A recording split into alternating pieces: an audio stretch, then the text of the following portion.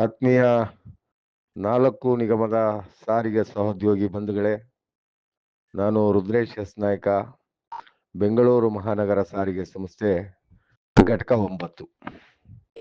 ಆತ್ಮೀಯ ಬಂಧುಗಳೇ, ದಿನಾಂಕ 9/12/2025 ಸಂಜೆ ಸುಮಾರು 6:30ರಲ್ಲಿ ನಮ್ಮ ಘಟಕದ ನಿರ್ವಾಹಕರಾದ ವಿಷ್ಣುಪ್ರಿಯ ಅಲಿಯಾಸ್ ಚೇತನ್ ರಾಜ್ ರವರ ಮೇಲೆ ಕೂಟದ ಸ್ವಯಂ ಘೋಷಿತ ರಾಜ್ಯಾಧ್ಯಕ್ಷ ಮತ್ತು ಆತನ ಸಹೋದ್ಯೋಗಿಗಳಾದ ಮಲ್ಲೇಶಪ್ಪ ಘಟಕ 13 ಮತ್ತೆ ರೇಣುಕಾನಂದ ಗೌಡ್ರು ರವರುಗಳು ಘಟಕ 9ರ ಒಳ ಪ್ರವೇಶಿಸಿ ಚೇತನ್ ರಾಜ್ ಎಂಬ ನಿರ್ವಾಹಕನ ಮೇಲೆ ಹಲ್ಲೆ ಮಾಡಿದ್ದು ಖಂಡನಾರ್ಹ.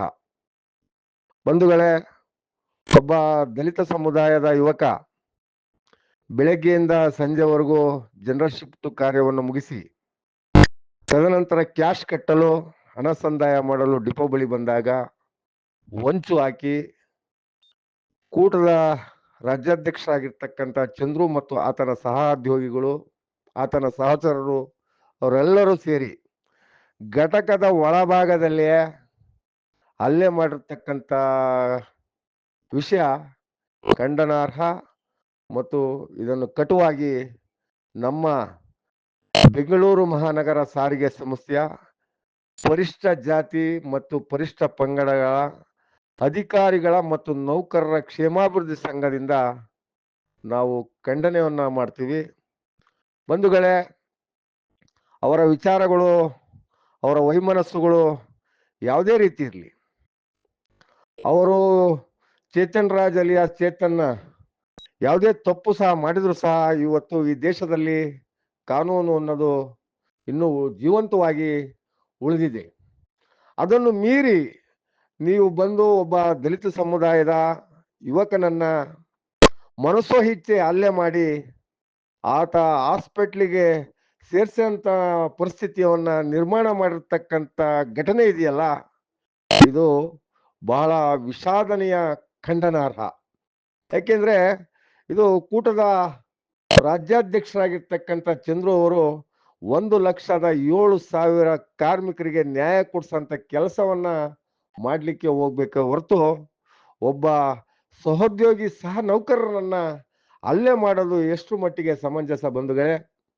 ಅದರಲ್ಲೂ ಬೆಂಗಳೂರು ಮಹಾನಗರ ಸಾರಿಗೆ ಸಂಸ್ಥೆಯಲ್ಲಿ ಅನೇಕ ದಲಿತ ಸಮುದಾಯದ ಪದಾಧಿಕಾರಿಗಳನ್ನ, ನಮ್ಮ ಪದಾಧಿಕಾರಿಗಳನ್ನ ಎಲ್ಲೆಂದ್ರಲ್ಲಿ ಯಾವ ಸ್ಟೇಷನ್ಗಳಲ್ಲಿ FIR ಮಾಡಿರ್ತಕ್ಕಂಥ ವಿಚಾರಗಳು ಇನ್ನು ಮುನ್ನೆಲೆಗೆ ಬರ್ತಾ ಇದ್ದಾವೆ.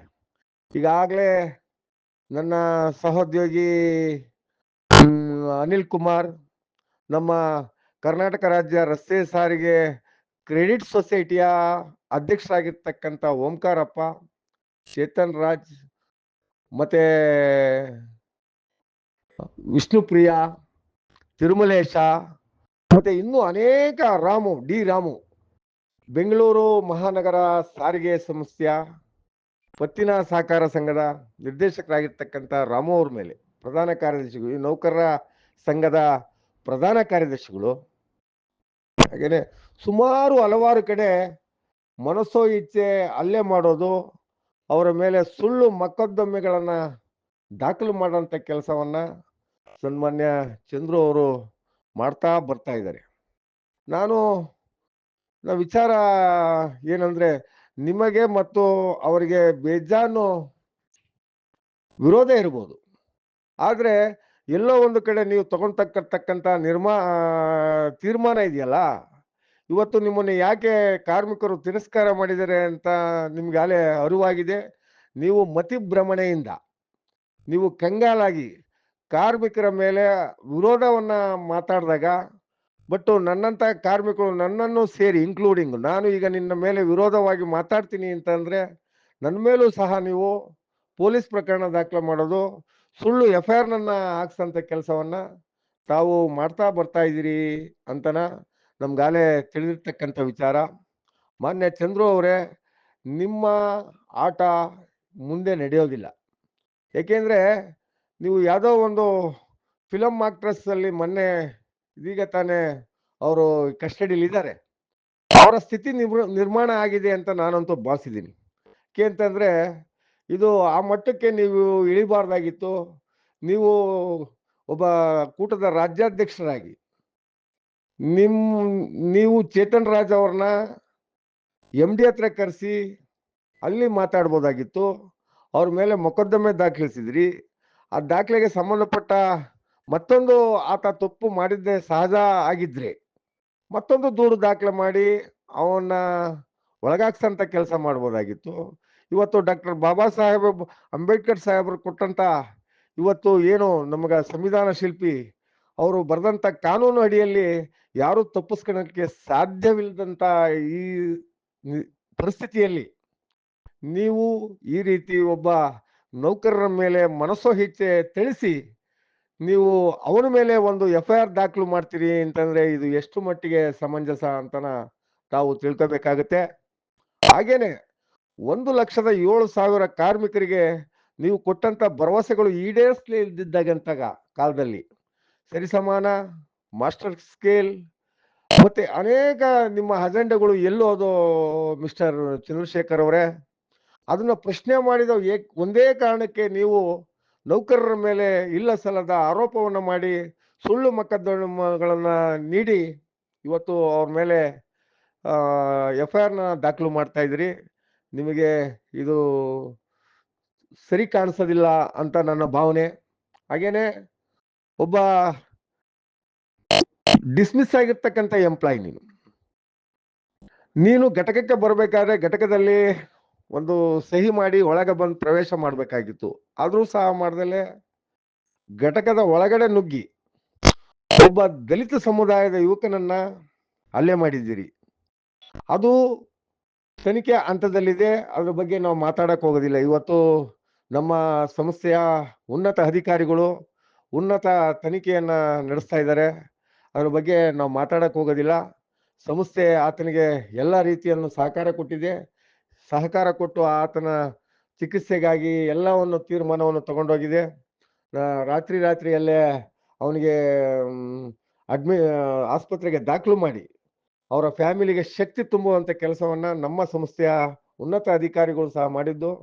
ನಾನು ಯಾಕೆ ಈ ವಿಚಾರ ಪ್ರಸ್ತಾಪ ಮಾಡ್ತೀನಿ ಅಂದ್ರೆ, ಬೆಂಗಳೂರು ಬೇಸಲ್ಲಿ ಇರ್ತಕ್ಕಂಥ SC/ST ಸಮುದಾಯದ ಪ್ರಭಾವಿ ಮುಖಂಡರುಗಳು ಅಂತ ಏನು ಕರೆಸ್ಕೊಂತಿರ್ತಕ್ಕಂಥ ವ್ಯಕ್ತಿಗಳು ಏನಿದ್ರಿ, ಒಂದೇ ವೇದಿಕೆ ಒಂದೇ ಸಂಘಟನೆ ಇರ್ಬೋದು, 1188 ಇರ್ಬೋದು, 48/78 ಇರ್ಬೋದು, ಮತ್ತೆ ಅನೇಕ ದಲಿತ ಸಮುದಾಯದ ಸಾರಿಗೆ ನೌಕರರ ಮುಖಂಡರುಗಳು ಏನಿದ್ರಿ, ನೀವು ಎಲ್ಲಿ ಕಣ್ಮರೆ ಆದ್ರಿ ಅನ್ನೋದು ನನ್ನ ಯಕ್ಷ ಪ್ರಶ್ನೆ. ಒಬ್ಬ ದಲಿತ ಸಮುದಾಯದ ವ್ಯಕ್ತಿಗೆ ಅವನ ಜೀವಕ್ಕೆ ತೊಂದರೆ ಆಗೋ ರೀತಿಯಲ್ಲಿ ಹಲ್ಲೆ ಮಾಡಿರ್ತಕ್ಕಂಥ ವ್ಯಕ್ತಿಗಳ ಮೇಲೆ ನೀವು ಯಾಕೆ ಮೌನ ಮುರಿದಿದ್ದೀರಿ? ಸನ್ಮಾನ್ಯ ಈ ಬೆಂಗಳೂರಿನಲ್ಲಿ ನಾನು SC/ST ಸಂಘಟನೆ ಪ್ರಭಾವಿ ಮುಖಂಡ ಅಂತ ಹೇಳ್ಕೊಂಡು ಏನ್ ತಿರ್ಗಾಡ್ತಿದ್ರಿ ತಾವುಗಳೆಲ್ಲನ, ಯಾಕೆ ಎಲ್ಲ ಕಣ್ಮರೆ ಆಗಿದ್ರಿ ಅಂತ ನನಗೆ ಅರ್ಥ ಆಗ್ತಲ್ಲ. ನೀವು ಶಕ್ತಿ ತುಂಬಬೇಕಾಗಿರ್ತಕ್ಕಂಥ ಒಬ್ಬ ದಲಿತ ಮುಖಂಡನಿಗೆ, ದಲಿತ ಯುವಕನಿಗೆ ನೀವು ಸಾಂತ್ವನ ಹೇಳ್ಬೇಕಾಗತ್ತೆ. ಆದ್ರೆ ನಿನ್ನೆವರೆಗೂ ನಾನು ಕಾದು ನೋಡಿದೆ, ಯಾವೊಬ್ಬ ದಲಿತ ಸಂಘಟನೆ ಮುಖಂಡರುಗಳು ಆತನಿಗೆ ಸಾಂತ್ವನ ಹೇಳಲು ಬರ್ತಾ ಇಲ್ಲ ಅಂತಂದ್ರೆ ಇದು ದಿಗ್ಭ್ರಮೆ ಆಗುತ್ತೆ. ದಯವಿಟ್ಟು ಎಚ್ಚೆತ್ಕೊಳ್ಬೇಕು. ಇವತ್ತು ನಮ್ಮ ಸಂಸ್ಥೆ ನಮಗೆ ಎಲ್ಲವನ್ನೂ ಕೊಡ್ತಾ ಇದೆ. ಬಟ್ ಆದ್ರೆ ಡಿಪೋದೊಳಗೆ ಬಂದು ಹಲ್ಲೆ ಮಾಡಿರ್ತಕ್ಕಂಥ ಚಂದ್ರಶೇಖರ್ ಮತ್ತು ಆತನ ಸಹಚರರ ಮೇಲೆ ಸೂಕ್ತವಾದ ತನಿಖೆ ಆಗಬೇಕು. ಆತನಿಗೆ ಕಠಿಣ ಕ್ರಮದ ಶಿಕ್ಷೆ ಆಗಬೇಕು ಅಂತನ ನಾನು ಒತ್ತಾಯ ಮಾಡ್ತೀನಿ. ಹಾಗೇನೆ ನಾನು ಯಾವುದೇ ಸಂಘಟನೆಯ ಪದಾಧಿಕಾರಿಗಳು ಅಲ್ಲ, ಸಂಘಟನೆಯ ನೇತೃತ್ವ ವಹಿಸ್ಕೊಂಡಿರ್ತಕ್ಕಂಥ ವ್ಯಕ್ತಿಗಳು ನಾನಲ್ಲ. ಇವತ್ತಿನ ಈ ದಿನಮಾನದಲ್ಲಿ ಬೆಂಗಳೂರು ಮಹಾನಗರ ಸಾರಿಗೆ ಸಂಸ್ಥೆಯಲ್ಲಿ ಕರ್ನಾಟಕ ರಾಜ್ಯ ರಸ್ತೆ ಸಾರಿಗೆ ಸಂಸ್ಥೆ ನೌಕರರ ಸಂಘ ಇವತ್ತು ಆತನ ಬೆನ್ನೆಲುಬಾಗಿ ನಿಂತು ಹಲವಾರು ಆತನಿಗೆ ಶಕ್ತಿ ತುಂಬುವ ಅನ್ನೋ ಕೆಲಸವನ್ನ ಮಾಡ್ತಾ ಇದೆ. ನಾನು ಅವ್ರಿಗೆ ತುಂಬ ಹೃದಯದ ಧನ್ಯವಾದಗಳನ್ನ ನಾನು ಅರ್ಪಿಸ್ತೀನಿ. ಹಾಗೇನೆ ಇದಕ್ಕೆ ದೊಡ್ಡ ಮಟ್ಟದ ಒಂದು ಆತನಿಗೆ ನ್ಯಾಯ ಕೊಡಿಸುವಂತ ಶಕ್ತಿಯನ್ನ ನಮ್ಮ ಬೆಂಗಳೂರು ಮಹಾನಗರ ಸಾರಿಗೆ ಸಂಸ್ಥೆ ಮತ್ತು ಸಾರಿಗೆ ನೌಕರರ ದಲಿತ ಸಂಘರ್ಷ ಸಮಿತಿಯ ಎಲ್ಲ ಮುಖಂಡರುಗಳು, ಸಾರಿಗೆ ಸಂಸ್ಥೆಯ ಎಲ್ಲ ಯುವ ಮುಖಂಡರುಗಳು, ಒಂದೇ ವೇದಿಕೆ ಒಂದೇ ಸಂಘಟನೆ, 1188 ಇನ್ನಿತರೆ ಅನೇಕ ಸಂಘ ಸಂಸ್ಥೆಗಳು ಆತನ ನೆರವಿಗೆ ಧಾಮಿಸ್ಬೇಕು, ಅವನಿಗಾಗಿರ್ತಕ್ಕಂಥ ಅನ್ಯಾಯವನ್ನ ಖಂಡಿಸ್ಬೇಕು ಅಂತ ನಾನು ಈ ಮೂಲಕ ಎಲ್ಲರಲ್ಲೂ ವಿನಮ್ರತೆಯಿಂದ ಪ್ರಾರ್ಥನೆ ಮಾಡ್ಕೊಳ್ತಾ ಇದ್ದೀನಿ.